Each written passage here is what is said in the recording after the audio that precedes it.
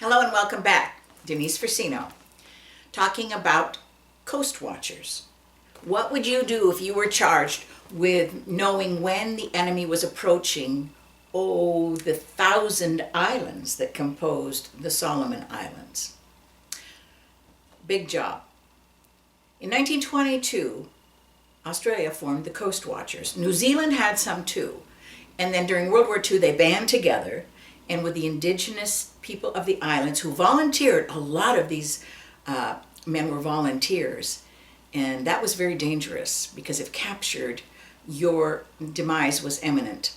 So the Australians made them part of their troops in the hopes that if captured, the Japanese would honor that they were part of the service and would not kill them. Unfortunately, the Japanese did not always abide by that, and at one point in time they captured 22, and then they beheaded them all within less than a month. So it's a very dangerous job. Can you imagine? You are sitting quietly, you're not engaging. That was not their job. In fact, Commander Felt, who was in charge, likened them to Ferdinand the Bull, from the 1936 children's story of Ferdinand, who didn't want to go into battle but wanted to sit under a tree and smell the flowers. And he said that's what they needed to do, be inconspicuous but observe and report. Now, their equipment, their radio equipment, and I cover this in my blog, I have pictures and things in my blog of this, their radio equipment was extremely heavy. It took 10 to 12 men to carry it, to place it. So you can imagine that it was very valuable equipment to maintain, because that was the connection between all of the islands in the Bismarck, Coral, and Solomon Seas. A lot of area to cover, but the Coast Watchers saved thousands of Allied troops. Imagine a downed pilot.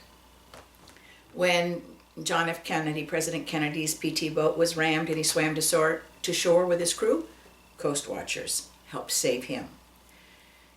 Any kind of incoming Japanese forces, the Tokyo Express that was coming down and with supplies for the Japanese, they would report on that, or any movement. In fact, there's one very famous Coast Watcher, and I'm just going to call him Jacob. Jacob was a retired policeman for the islands, and he volunteered to be a coast watcher. Well, they sent him behind enemy lines, and unfortunately he was captured and tortured, but he managed to not only survive but escape, and got to the 1st Marines right before a major battle to warn them.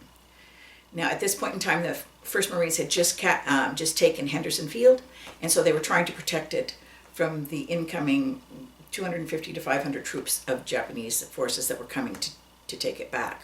So he was extremely valuable. His information saved, again, the 1st Marines, because they were able to position and they won that first battle.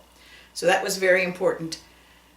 They did an amazing job, and they're not always thought of as part of for what they did. So today, let's just take a moment and recognize the Coast Watchers, who provided not only information but sometimes supplies and rescue to so many of our troops in the South Pacific.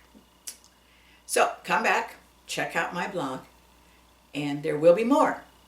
Thank you for today and for listening, and think of those Coast Watchers. Whew, what a job. Thank you.